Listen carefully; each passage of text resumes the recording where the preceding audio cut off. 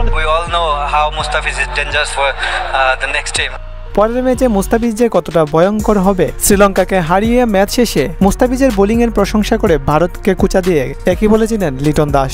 এদিকে বাংলাদেশের বিপক্ষে ম্যাচ হারের পর সাইফ হাসান ও তৌহিদ হৃদয়ের ব্যাটিংয়ের প্রশংসা করে কি বলেছিলেন শ্রীলঙ্কার অধিনায়ক ছাড়িত আসালঙ্কা, বিস্তারিত জানুন পুরো ভিডিওতে। সুপার 4-এর প্রথম ম্যাচে শ্রীলঙ্কাকে হারিয়ে দুর্দান্ত জয় তুলে নিয়েছে বাংলাদেশ, কিন্তু বাংলাদেশ যেভাবে ম্যাচটি জিতেছে তাতে কি আপনি খুশি ছিলেন বা খুশি হয়েছেন? ওপেনিংয়ে সাইফ হাসানের দুঃসাহসী ব্যাটিং দেখে আপনি রীতিমতো মুগ্ধ হতে পারেন এবং তৌহিদ হৃদয়ের দুর্দান্ত ব্যাটিং দেখে আপনি বলতে বাধ্য যে এই দুই ব্যাটসম্যান এক কথায় মাইন্ড ব্লোয়িং ব্যাটিং করেছে। তবে শেষ মুহূর্তে ফিনিশিংয়ে জাকের আলীর কাছ থেকে আপনি কি এটা আশা করেছিলেন? 5 বলে 1 রানের প্রয়োজন ছিল, তিনি চাইলে খুব সহজেই একটা রান নিয়ে জয় এনে দিতে পারতেন, তাতে ফিনিশিংটা বেশ সুন্দর হতো। কিন্তু ওই সময় জাকের আলী চেয়েছিলেন একটা বাউন্ডারি দিয়েই ম্যাচটা শেষ করি, আর জাকের আলীর এই কমন সেন্স হীনতার জন্য তিনি তার নিজের উইকেটটা বিলিয়ে তো দিলেনই, দলকে প্রচন্ড চাপে ফেলে গেছিলেন। আর এই চাপের মধ্যে আরো একটি উইকেট হারায় বাংলাদেশ।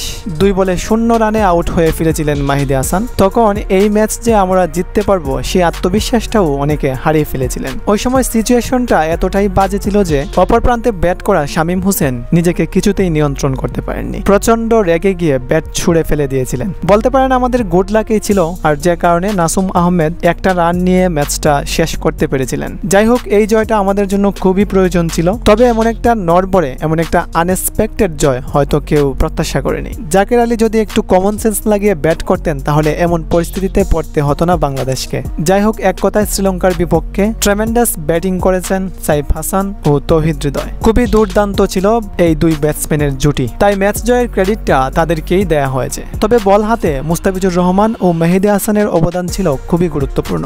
মুস্তাফিজুর রহমান তার সর্বোচ্চটা একেবারে ঢেলে দিয়েছেন এই ম্যাচে। 4 ওভারে মাত্র 20 রান দিয়ে 3টি উইকেটস তুলে নিয়েছিলেন ফিজ, আর মেহেদী হাসান 4 ওভারে 25 রান দিয়ে তুলে নিয়েছিলেন লঙ্কানদের 2টি গুরুত্বপূর্ণ উইকেটস।